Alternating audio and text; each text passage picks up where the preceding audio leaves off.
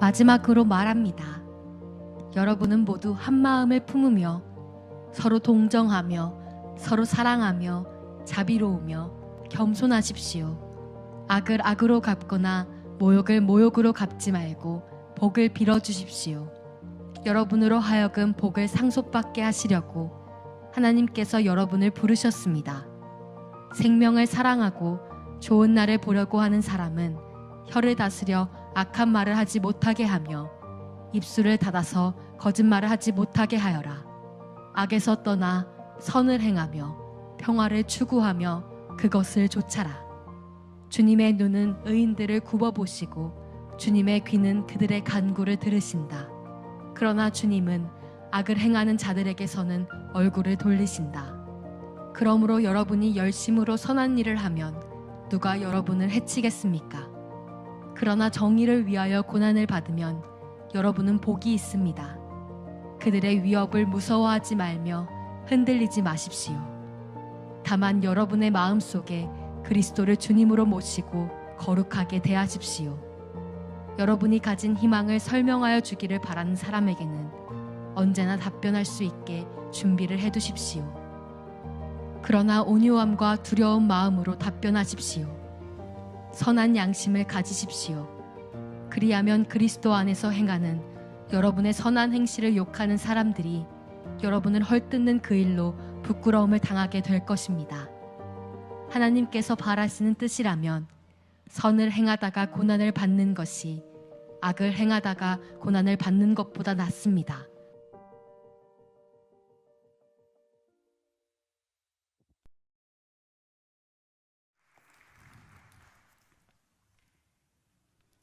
안녕하세요. 안녕하세요. 네. 월요일에 제가 여기 올 때 예상을 하긴 했는데 정말 시간이 빠른 것 같아요. 너무 빨리 지나가서 벌써 수요일 아침입니다. 네. 여러분은 이번 코스타에서 어떤 경험들을 채우고 계신가요? 저는 오늘 지금 같이 우리가 이렇게 보았던 베드로 사도의 이 말씀을 여러분과 함께 생각하고 이야기를 나누려고 왔습니다. 저는 장애인권법센터라는 곳에서 일하고 있는데요. 장애인권법센터는 뭐 하는 데냐?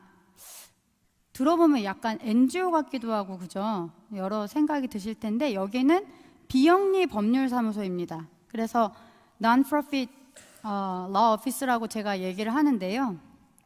쉽게 말해서 사건을 하긴 하는데 그 변호사랑 똑같이 그냥 트라이얼 로이어로 그냥 활동을 하는데 의뢰인들로부터 돈을 받지 않는 법률사무소입니다. 그래서 좀 특이하죠. 왜냐하면 일반적으로 변호사는 의뢰인들로부터 수임료를 받아서 먹고 살잖아요. 그래서 law office는 non-profit이 아니라 very profit driven 해야 되는 곳인데, 그래서 좀 의아하다 하시는 분이 계신데 제가 이렇게 활동할 수밖에 없는 이유가 있습니다. 왜냐하면 제가 대리하는 사람들, 저의 클라이언트들은 장애가 심하거나 너무 어리거나 아니면 범죄 피해로 인해서 목숨을 잃었거나 너무 나이가 많아서 이분이 범죄 피해를 당하고 있다라는 거를 인지하지 못하시거나 뭐 이런 아주 취약한 상황에 있는 그런 분들만 대리하고 있거든요. 그러니까 그분들에게 리테이너를 주세요 라고 말씀드릴 수가 없는 거죠. 통장에 수급비, 한국은 그 수급비 통장이 있는데 그런 통장밖에 없으시기 때문에 저는 그런 분들을 대리하는 일을 하고 있는데요. 누가 저한테 너 돈 벌면 큰일 난다 뭐 이렇게 얘기한 사람 없고요. 이거 하라고 막 등 떠밀고 이런 사람 없고요. 그냥 제가 좋아서 그냥 하는 일이거든요. 근데 많은 분들이 저 사람은 상당히 되게 막 신실해서 뭐 저 일을 하나보다 이렇게 저의 그 동기를 이렇게 좋은 쪽으로 해석해 주시는 분들이 있는데 사실은 그게 아니고 솔직히 고백하자면 저의 좋지 않은 성격 때문에 이 일을 하고 있습니다. 자꾸 따지고 잘못된 거 바꿔야 되고 약간 이런 식으로 좀 피곤하게 사는 스타일이어가지고 하고 있고요. 또 이 일을 통해서 그렇게 부족한 저도 이 땅에 임하는 하나님 나라를 좀 꿈꾸면서 살아가는 그런 동력을 얻고 있기도 하고요. 그래서 저는 이 자리에 제가 무슨 목회자로서 여러분보다 엄청 신앙이 뛰어나고 대단해서 뭔가를 가르치려고 온 것은 아니고요. 저의 이런 약간 특이한 직업적인 경험을 나누고 또 하나님 나라를 만들어가는 일을 같이 생각하기 위해서 이 자리에 섰습니다. 저는 사실 이번에 두 번째 코스타 참석인데요. 한국에서 주로 계속 활동을 하다가 2년 전에 미국에 연구를 하러 오게 되었고 그 기회에 처음 참여를 하게 됐습니다. 그래서 한국에서 신앙생활 할 때도 코스타 이런 이제 메아리를 종종 듣곤 했는데요. 왜 그러냐면 저는 교회 공동체 안에 꾸준히 속해 있었거든요. 그래서 저는 엄마 뱃속에서부터 교회를 다녔고 또 믿는 배우자 가정과 결혼해서 지금까지도 그 아이 낳은 직후를 제외하고는 대부분의 주일을 교회에서 보낸 어떤 의미에서 보면 참 착실한 그런 크리스찬입니다. 제가 그 새롭게 어서서라는 프로그램에서 저희 상견례 자리에 대해서 말씀을 드렸는데 그 양가 부모님이 다 장로님 권사님이시니까 만나시자마자 사부인 이러면서 딱딱한 거 없이 그냥 바로 아유 권사님 말씀 많이 들었어요. 장로님 이러면서 이제 만나시고 또 그 자리에서 바로 이제 예배로 여시고 그다음에 예배 안에 순서에 통성기도 양가의 가정을 위한 통성기도가 있었는데 갑자기 아버님은 방언기도 하셔가지고 저희 그 청담동에 있는 그 한정식집 안에 룸에서 알랄랄랄라 계속 막 이렇게 그렇게 해서 상당히 좀 착실한 그런 크리스찬으로 살았는데 사실 이 대목에서 그러나 이런 게 한번 나와줘야 되잖아요. 근데 아쉽게도 아쉽다? 하여튼 애석하다? 하여튼 저한테는 그런 거는 딱히 없습니다.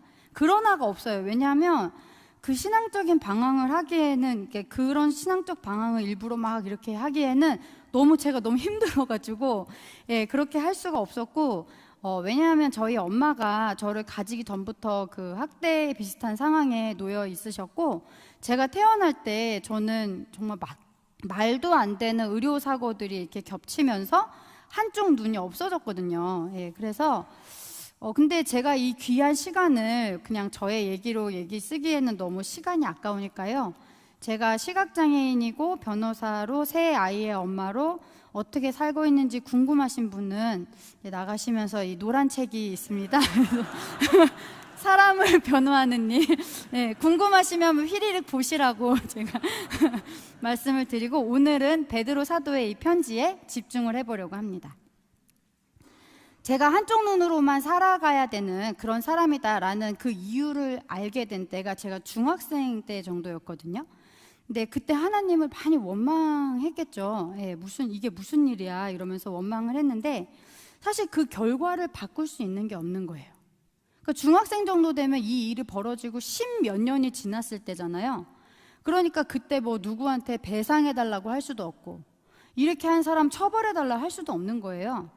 그래서 그때 막 이렇게 속상하다가 저는 이제 이런 억울한 일을 당하는 사람들이 분명히 있을 것 같고 그럼 차라리 직업적으로 이런 억울한 일을 좀 밝히고 세상을 조금씩 바꿔보자 이런 생각을 그때 했던 것 같은데 저절로 제가 이런 기특한 생각을 한 것은 아니겠죠.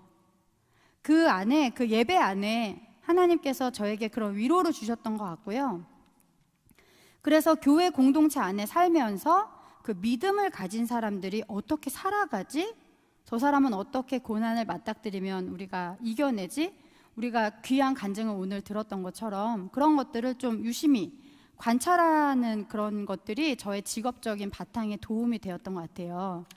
그래서 여러분 우리가 여기 지금 며칠 동안 모여서 계속 하나님 나라에 대해서 이야기하고 있잖아요. 근데 여러분 마음속에 하나님 나라는 어떤 곳이에요? 이렇게 며칠 이렇게 지나보면서 이렇게 뭔가 좀 생기시나요? 이 해석이 정말 다양해가지고 저도 명확한 답을 이렇게 딱 가진 사람은 아니에요. 그리고 이 하나님 나라에 대한 고민, 숙제는 평생 그 목회를 해오신 목회자라도 어떤 크리스찬이라도 가져가는 그런 숙제인 것 같습니다. 그래서 저는 제가 스스로 답을 찾기보다는 제가 그랬던 것처럼 가장 하나님 나라를 열망하는 사람들이 누구였는지 관찰해 보기로 했어요. 그 사람들은 어떤 삶을 살았을까? 예, 좀 들여다보는 거죠. 여러분, 그때는 언제일까요? 저는 그 오늘 본문에 나와 있는 이 내용이 소아시아, 그 당시에 지금은 그 튀르키예 지역인데요. 그 소아시아에 있는 여러 교회에 베드로 사도가 보낸 편지 중에 일부입니다. 그 당시가 언제였냐면 예수님이 부활하시고 또 승천하신 후에 몇십 년 정도 지난 그 시절이잖아요. 그래서 예수님의 승천을 보고 이 땅에 남겨진 그 제자들, 목격자들, 이런 사람들의 마음이 어땠을까요? 땅끝까지 이르러 제자가 되라 라고 하신 그 예수님의 말씀이 막 마음에 뜨겁게 남아서 막 가슴속에 불타오르지 않았을까요? 이 땅에 임할 하나님 나라를 가장 열망하고 그 초대교회 사람들이 어떻게 살았는지 이런 것들을 들여다봐야 되는 이유가 저는 여기에 있는 것 같아요. 그래서 예수님의 다시 오심과 또 하나님 나라의 임재를 너무나 원했던 그 초대교회 사람들이 어떻게 삶으로 난 크리스찬들을 대하며 또 그 믿는 자들 가운데 서로 대하며 하나님 나라를 만들어 갔을까? 그 내용을 다 같이 베드로전서 3장 8절과 9절에 베드로 사도의 편지를 읽어보겠습니다. 네, 끝으로 말합니다. 여러분은 모두 한 마음을 품고 서로 동정하며 형제 자매로서 서로 사랑하며 자비를 베풀며 겸손하십시오.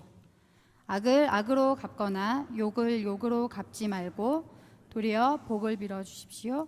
여러분은 복을 상속받도록 부르심을 받았습니다. 여러분을 불러주셨습니다. 네, 이렇게 조금 버전씩 조금씩 다 이해되는 베드로전서가 쓰여진 이 시기에 그 누가 황제였냐면요, 그 악명 높은 로마 네로 황제의 통치 시절이었잖아요. 근데 그때 크리스찬들이 얼마나 끔찍한 박해 속에 놓여 있었는지 모두 잘 아실 거예요. 그래서 그 당시에 크리스찬들은 무슨 이렇게 딱 멋있는 교회 건물을 딱 세우고 그 자리에 다 같이 이렇게 모여서 우리 지금 이 자리에 있는 것처럼 자유롭게 찬양하고 예배하고 말씀을 공부하고 그러는 게 불가능하죠. 불가능해서 그래서 베드로 사도는 아마 오히려 일상 속에서 어떻게 하나님 나라를 전할지 그런 거를 고민했던 것 같아요. 그래서 그런 어려운 상황 속에서 베드로 사도가 방금 전에 읽었던 그 말씀에서처럼 가장 강조하고 있는 내용이 뭔가를 봤더니 뭐 어떻게든 살아남자 약간 뭐 이런 뭔가 비장한 그런 걸 줄 알았는데 그게 아니라 놀랍게도 차별 없이 사랑하자라는 얘기를 하고 있습니다. 서로 차이를 인정하고 다른 사람의 상황에 공감하고 또 겸손히 섬기는 그런 삶을 얘기하는 거죠. 심지어 이 사랑은 그리스도인 사이에만 이렇게 말하는 게 아니고요, 그리스도인이 아닌 비그리스도인에게도 향해야 한다, 이런 내용을 같이 품고 있습니다. 저는 변호사로 일하면서 사건을 통해서 수많은 사람을 만납니다. 그 수많은 사람 중에는 정말로 하나님의 사랑이 필요한 사람들이 있어요. 근데요, 아이러니하게도 제가 그분들을 만나고 그분들이 사랑이 필요한 거 아는데, 머리로 아는데 그 사람들을 온 마음으로 차별 없이 사랑하는 게 저도 어려워요. 여러분, 요즘 같은 세상에 무슨 노예가 있어 막 이런 분들 있으실 거예요. 옛날 얘기지. 근데요, 저는 1년에 몇 명씩 그 노예의 삶에서 구출되는 장애인분들을 만나요. 그래서 제가 그분들의 피해자 대리인으로 일을 하는데요, 한 번은 15년 가깝게 월급 한 푼 없이 새벽부터 밤까지 계속 정말 노예처럼 부려지던 그 지적장애를 가진 남성분을 그 시골 집에서 구출을 했습니다. 그때 저희가 가해자를 상대로 여러 이제 수사라던가 이런 게 쭉 진행이 됐겠죠. 근데 이분이 너무 불안하신 거예요. 불안하셔서 막 새벽이고 막 한밤중이고 막 전화를 하셔가지고 저한테 온갖 힘든 그 마음, 불안한 마음을 막 표현하시는데 그분을 그래서 온전히 인정하고 사랑하는 게 사실 저도 쉽지 않더라고요. 부끄럽지만 고백하는 거예요. 한 번은 친족 성폭력을 당한 그 청소년 아이가 쉼터로 옮겨졌거든요. 그러면은 이제 많은 분들은 쉼터로 옮겨졌으니까 더 이상은 그러니까 그런 범죄에 노출되지 않으니까 이제 좀 편안해지겠지라고 생각을 하시는데요. 그때부터 시작이에요.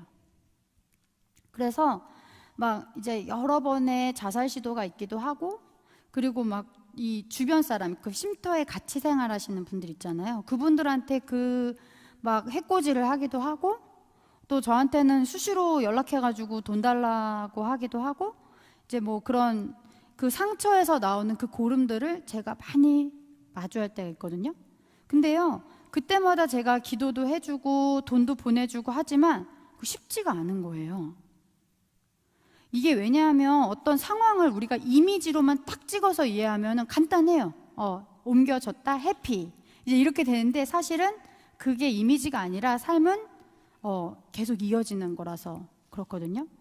그래서 제가 그 아이에게 너는 하나님이 계획 안에 이 세상에 보내준 존귀한 존재야. 이 얘기를 하는 게요, 너무 어려운 거예요. 두근두근두근하고, 이 아이가 이걸 어떻게 받아들일지 모르겠어요. 지금 이 상황이 너무 좋지 않아서. 그런데 어쨌든 그렇게 조금씩 하면서 이제 이 아이가 교회에 출석하고 회복하는 과정을 보기까지 진짜 오랜 시간이 걸리거든요. 그래서 이 하나님의 개입이, 하나님의 사랑이 필요한 누군가를 만나는 상황을 만나시면요, 다양한 반응이 나와요. 다양한 반응이 나오는데, 여러분 블라인드 사이드라는 영화 다 아시죠? 한 번쯤, 여기선 거의 교과서처럼 보시더라고요. 미국에서 많이들 보시는 영화인데, 거기 마이클 워가 홈리스 청소년으로 살다가 토이 가족을 만나서 사랑과 지지를 받고 나중에 NFL 선수로 이렇게 성장하는 실화를 담은 영화잖아요. 근데 여기서 그 미시스 토이가 한 집에 살게 된 이 마이클 워의 방을 만들어주는 장면이 있어요. 거기서 마이클이 그 방을 쓱 둘러보면서 Never happened before 라고 말하거든요. 한 번도 가져본 적이 없어요. 그랬더니 이제 이 미시스 토이가 이렇게 의기양양하게 What? A room to yourself? 네 방이 한 번도 없었단 얘기지? 이런 식으로 이제 얘기를 하는데, 이때 마이클이 너무 담담하게 bed 이러거든요. 17살, 18살이 될 때까지 한 번도 자신의 침대를 가져보지 못한 이 아이를 잘 사는 그 백인 여성이었던 토이 여사가 말문이 딱 막히는 거예요. 그래서 막 쏟아진 눈물을 참기 위해서 You have a now, 그냥 그렇게 담담하게 딱 말하고 자기 방으로 곧장 가서 무릎을 치며 가슴 아파하는 장면이 나오거든요. 저는 이 일을 하면서 그런 경험을 종종 하곤 하는데요. 그 아동학대가 심각해가지고 가정에 살다가 시설로 분리된 초등학교 저학년 아이를 만나서 상담을 하는데, 이 아이가 이상하게 이걸 알게 됐어요. 저도 짜서 못 먹는 술국을 아시나요, 여러분? 네, 그 술꾼들 사이에서는 술국과 해장국은 다르다라는 설이 있긴 한데, 하여튼 약간 그 선지국, 뭐 육개장 이런 식으로 이렇게 많이 먹는 그런 거예요. 되게 짜고 막 양념이 되게 세죠.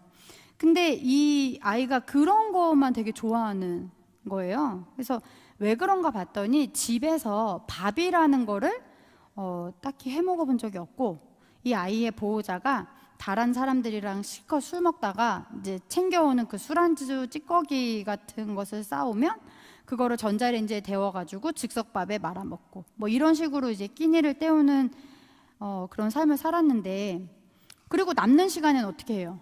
방임이에요.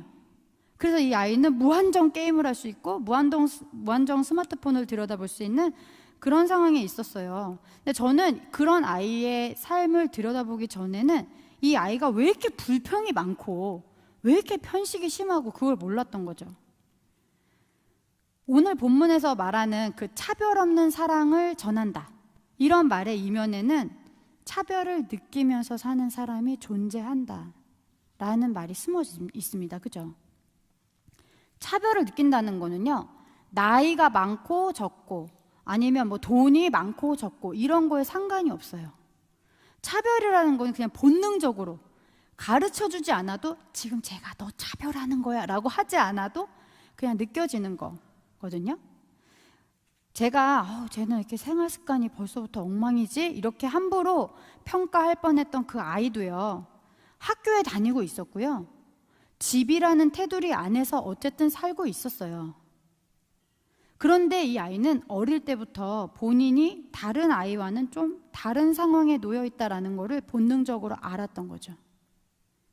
엄마는 이 아이가 어릴 때 스스로 생을 마감했고요. 아빠가 알코올 중독인데 이제 같이 자라오면서 같이 이렇게 겪어오는 그런 것들을 통해서 다른 사람 앞에서 세상 속에서 되게 위축되고 숨는 그런 아이가 된 겁니다. 그렇게 사람이란 존재는 가랑비에 옷 젖듯이 차별 앞에서 적응하고 무기력해져요.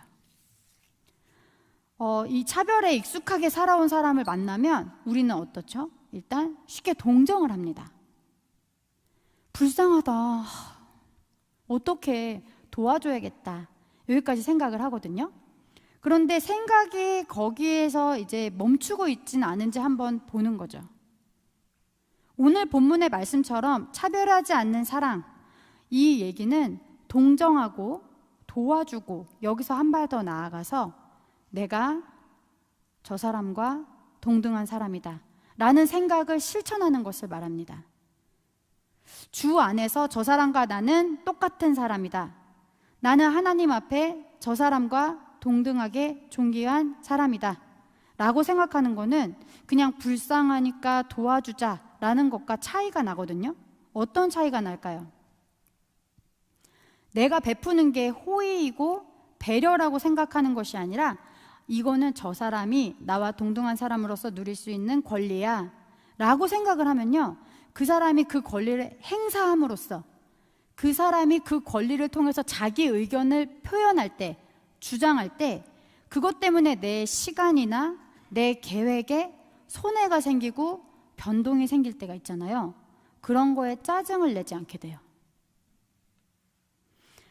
우리는 어떤 삶의 장면에서 어제 배웠잖아요. 우물가의 여인이 될 수도 있고 또 니고데모가 될 수도 있고, 왜냐하면 우리 안에 그런 다수적인 측면과 소수적인 측면이 같이 있기 때문에 그렇거든요. 여러분은 그런 경험 있으신가요? 낯선 누군가를 막 환대하고 내 손해를 감수하면서까지 뭔가 섬기려고 했던 그런 경험, 아마 한두 번씩은 가지고 계실 것 같은데, 돌이켜보면 그런 경험이 언제나 막 숭고하고 막 되게 성공적이고 그렇지만은 또 않아요. 우리가 첫날 저녁에 배웠던 우연을 통해 세상을 만들어 가시는 그 하나님, 그 하나님이 막 언제나 막 팍팍 느껴지고 막 이렇게 전해지고 그러진 않거든요. 사실 무심히 지나갈 때가 더 많은 것이 사실이죠. 그렇다고 그 마음이 이렇게 살짝살짝 식히는, 살다가 살짝살짝 보이는 그런 사랑의 실천들을 그냥 묻어둘 필요는 없습니다. 영화 흐르는 강물처럼, 제가 영화를 좋아해가지고 이것도 많이 보셨을 거예요. 근데 이거는 뭐 정말 많이들 보신 영화일 텐데, 거기에 그 맥클린 목사님의 두 아들 이야기가 나오죠. 자유분방한 아들이었던 그 폴이 종종 문제를 일으켜요. 그 폴이 그 브래드 피트가 연기했던 그 캐릭터인데요. 그리고 그러다가 결국에는 세상을 먼저 떠납니다. 예. 그 아버지인 맥클린 목사님이 근데 그 마지막 설교, 본인의 마지막 설교에서 이런 메시지를 전하시더라고요. 우리가 함께 살아가며 알아야 할 사람들은 우리를 피합니다. 하지만 우리는 여전히 그들을 사랑할 수 있습니다. 완전히 이해하지 못하더라도 완전하게 사랑할 수 있습니다. 완전히 이해하지 못하더라도 완전히 사랑할 수 있다는 이 말. 저는 이 초대교회 안에 크리스천들을 보면요, 목숨을 위협받는 그 상황 속에서도 하나님 나라를 소망하고 사람들을 차별 없이 사랑하라고 그렇게 가르치고 애쓰는 모습을 봅니다. 우리의 믿음이 사실 그 정도에 이르지는 못하더라도 사랑은 때로는 개인적이고 사소한 동기에서 시작하는 경우도 있거든요. 여러분, 강도 만난 사람을 도왔던 사마리아인은 아시죠? 그 사람도 맨 처음에 보면은 그 깜짝 놀라고 막 피투성이 돼 있고 막 이러니까 깜짝 놀라고, 그래서 동정하는 마음에서 그 사마리아인을 여관에 옮겼지만 시간이 지나면서 그 사람의 상태도 살피고 또 여관비도 미리 지급하고 이럴 정도로 형제로서 사랑하게 되었습니다. 우리가 작고 미약하지만 우리가 그 있는 자리에서 차별 없는 사랑을 온전히 주변 사람들한테 드러낼 때, 나타낼 때 우리는 예수의 증인이 되고 하나님 나라를 확장하는 사람으로 살아갈 수 있습니다. 그렇게 사랑에 대해서 말하던 베드로 사도는 이어서 본문 13절에서 16절까지 하나님 나라의 공의에 대해서 말하고 있습니다. 한번 이것도 같이 읽어볼까요? 네. 악에서 돌이켜 선을 행하고 화평을 찾고 그것을 따르라. 주님의 눈은 의인을 살피시고 그의 귀는 그들의 기도에 귀 기울이시지만 주님의 얼굴은 악한 일을 하는 자들을 대항하신다 하셨습니다. 여러분이 열심으로 선을 행하면 누가 여러분을 해치겠습니까? 그러나 정의를 위하여 고난을 받으면 여러분은 복이 있습니다. 그들의 위협을 무서워하지 말며 흔들리지 마십시오. 다만 여러분의 마음속에 그리스도를 주님으로 거룩하게 높이며 여러분이 가진 소망을 설명하여 주기를 바라는 사람에게는 언제나 누구에게나 답변할 수 있도록 준비하십시오. 네, 아멘. 저는 이 부분을 읽으면서 되게 담대함을 느낄 수 있었어요. 강한 담대함. 여기서 얘기하는 선하다라는 말의 의미는 단순히 kindness, 아니면 친절하다, 이런 착하다, 이런 것과는 좀 다른 의미인 거죠. 선하신 하나님을 믿고 그분의 뜻을 따르는 의미로 쓰이고 있습니다. 베드로 사도가 고넬료의 집에서 설교하던 장면을 담은 사도행전 10장 38절에서 베드로는 이렇게 말씀하시거든요. 예수님께서 두루 다니시며 선한 일을 하셨다. 근데 여기서의 선한 일은 단순히 누군가를 막 돌보고 착한 행동을 했다 이런 차원이 아니라 하나님의 일을 하시면서 그 안에 어그러진 관계 그리고 질서를 회복하는 일을 하셨다 이런 뜻입니다. 오늘날 우리의 삶을 둘러싼 그 공동체 그리고 지역사회를 회복시키는 일과 이 일은 연결되는 거죠. 좀 거창한 말로 하면은 공공선, 공동선 이런 이제 거창한 말들이 있는데요. 분명한 것은 하나님 나라의 확장을 위해서 실천과 행동이 따라야 한다는 것입니다. 근데 저는 사실 이거를 반복해서 읽으면서 이 부분이 혼란스러운 거예요. 왜냐하면 앞에서는 차별 없이 사람을 온전히 사랑해라 이렇게 하시고 또 뒤에 이어서는 세상의 불의한 일에 침묵하지 말아라 행동해라 라고 하시는 것 같아서 이게 왜 혼란스럽냐고요? 제가 일을 하면서 이제 저의 반대편에서 이렇게 제가 싸우는 사람들 있잖아요. 그 사람들 중에는 다른 사람을 막 차별하고 부당하게 대하는 사람들이 많이 있는데 이런 거예요. 장애인을 돌보는 척 하면서 사실은 착취하고 있어요. 성소수자를 막 혐오하는데 그러면서 직장에서 괴롭히고 있고요. 그래서 근데 이런 사람들이 입버릇처럼 막 하는 말 중에 나는 하나님 나라를 위해서 이 일을 하고 있다. 이렇게 많이 합리화되신 분들 많이 만나요. 근데 이 사람들이 나와 다른 모습을 한 사람, 나와 다른 삶을 살아온 사람을 막 정죄하고 판단하면서 뭐라고 얘기하냐면 너를 위해서 이러는 거야. 이렇게 자기 차별을 합리화하거든요. 그래서 이 말씀을 제가 어떻게 조화롭게 이해해야 될지 고민이 됐어요. 그래서 혹시 이 자리에 이 고민에 나도 관심이 있다. 이 고민 때문에 나 힘들다. 이런 분은 오늘 오후에 소외받는 사람들과 함께 살아가기 연습이라는 세미나에 오시면 됩니다. 네. 이렇게 혼란스러워하던 저에게 용기를 주는 말씀이 사도행전 17장 6절에 있었어요. 뭐라고 되어 있냐? 그러나 그들은 찾지 못하고 야손과 신도 몇 사람을 성읍의 관원들에게 끌고 가서 큰 소리로 외쳤다. 뭐라고 외쳤어요? 세상을 소란하게 한 그 사람들이 여기에도 나타났습니다. 바울과 실라가 이 데살로니가에서 전도를 하던 중에 사람들이 막 화를 막 내면서 이 바울과 실라의 무리들을 끌고 관원들 앞에 가서 고자질하는 장면이에요. 그러면서 이 무리에게 뭐라고 얘기하고 있어요? 세상을 소란하게 하는 사람들이 여기 있다. 기독교의 박해가 그 당시 나날이 막 심해지던 그 시절에 세상을 소란하게 하는 사람, who have turned the world upside down, 이렇게 표현이 되어 있는데요.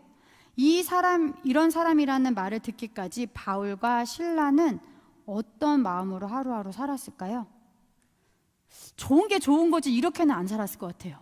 그렇지 않아요? 예.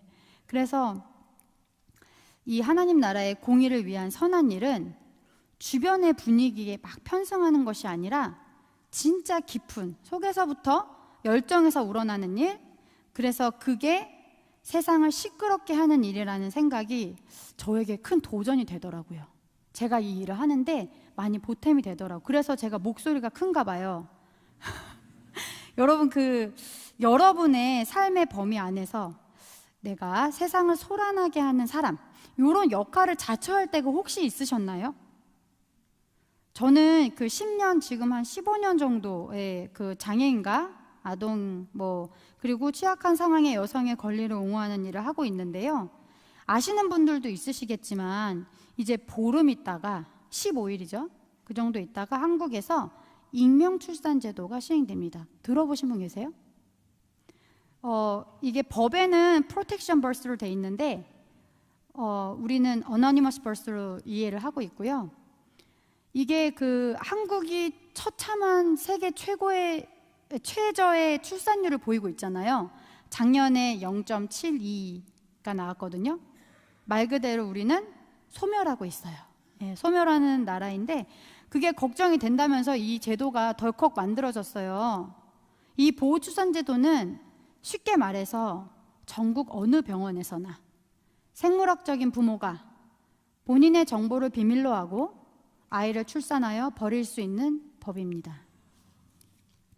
명목으로는 그 아이의 생명을 보호한다라고 만들었지만 면면을 들여다보면 그 아이는 본인을 버린 그 부모의 동의를 받지 못하면 부모에 대한 정보에 접근할 수 없어요. 동의를 해줄까요? 한국의 입양률 아시다시피 정말 거의 바닥입니다. 입양률이 너무 낮기 때문에 이 보호출산제로 태어나는 아이는 성인이 될 때까지 고아원에서만 자라날 가능성이 매우 높은 거죠. 미국은 고아원이 없어요. 그런 대규모의 아동 양육시설이 없는데 한국은 아직도 많이 있습니다. 심지어 여기에는 어떤 내용이 있냐면요. 장애 여성이 친모인 경우 성인이고 이 장애 여성이 성인이고 심지어 이 관계가 결혼 관계 안에서 있었던 그 아이임에도 불구하고 그 장애 여성의 보호자를 자처하는 사람들이 장애 여성 대신 보호 출산을 선택할 수도 있습니다. 저는 이 법으로 인해서 고아로 살지 않아도 되는 아이들이 얼마나 많이 고아로 내몰릴지, 그 아이들이 가정이 아닌 시설에서 혹시 부당한 일을 많이 겪으면서 살진 않을지, 어른이 된 이후에도 가족을 모른 채 물에 둥둥 떠다니는 그런 정체성의 혼란을 가지고 살지, 그런 걸 생각하면 눈물이 나요. 아이를 직접 낳아서 기르고 싶은 장애 여성이 정신적 능력이 부족하다는 이유로 엄마로서 살 권리를 주변 사람들에게 박탈당할 권리, 그런 생각에 눈물이 납니다. 사실 작년에 제가 코스타에 왔을 때 이 법안 논의가 한참이었고, 그래서 낮에는 막 강의하고 밤에는 계속 싸우고 전화로 그래서 상당히 수면 부족에 시달렸던 생각이 나는데, 그렇게 했지만 결국 몇 개월 후에 허무하게 이 법이 통과가 됐고 결국 이번 달에 시행이 됩니다. 누군가에게는 진짜 3분짜리 뉴스도 되지 않을 일이지만 저한테는 아니거든요. 그래서 지난 5월에 UN 여성차별철폐위원회가 대한민국 정부를 심의하는 그 이행심의에 가서 이 법이 여성과 아동의 인권에 얼마나 나쁜 결과를 가져올 수 있는지 목소리를 높여서 말하고 왔습니다. 이미 만들어진 법을 자꾸 잘못됐다, 없애야 된다 이렇게 말하는 저를 싫어하는 사람들이 국회랑 정부에 많은 것을 저도 알아요. 그렇지만 그 본인 스스로가 자기 목소리를 내기 어려운 그 아이들, 여성들을 위해서 주저하지 않고 불이익을 신경 쓰지 않고 목소리를 내는 것이 저한테는 중요합니다. 제가 그렇게 세상을 소란하게 하는 사람으로 살고 싶거든요. 물론 이제 하나님의 뜻을 계속 구하고 살펴야겠지만요. 베드로 사도는 그리스도를 마음에 모시고 희망을 묻는 물음에 어떻게 대답할지 준비하라, 이렇게 얘기를 했죠. 오늘 본문에 우리 모두가 각자의 학교에서, 그 일터에서, 공동체에서 차별 없이 사랑을 행하고 또 공동의 선함을 위해서 헌신하고자 할 때, 그리고 선한 마음으로 사람들에게 대하고 행동하고 말하고 그럴 때 많은 사람들이 우리한테 물어볼 거예요. 너 어떤 소망으로 사니? 물론 이제 이렇게 말을 하기보다는 너 왜 그렇게 살아? 이렇게 하는 게 더 많겠지만 어쨌든 그 맥락상 궁금해하는 사람들이 있을 거예요. 그리고 저는 그 언제 올지 모르는 그 질문에 우리가 하나님 나라의 아름다운 비밀, 아름다운 이야기로 답할 수 있도록 준비된 자가 되길 원합니다. 그래서 제 이야기를 마무리하면서 저는 여러분에게 묻고 싶습니다. 여러분의 마음속에 하나님 나라의 선함을 위해서 가진 소망은 무엇입니까? 그 소망을 주시길 구하며 다 함께 이 찬양을 올려드리길 원합니다.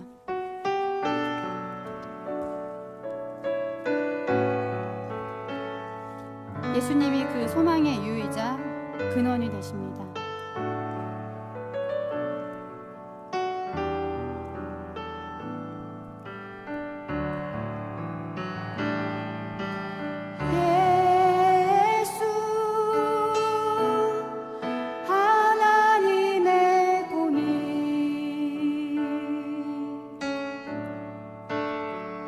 주독생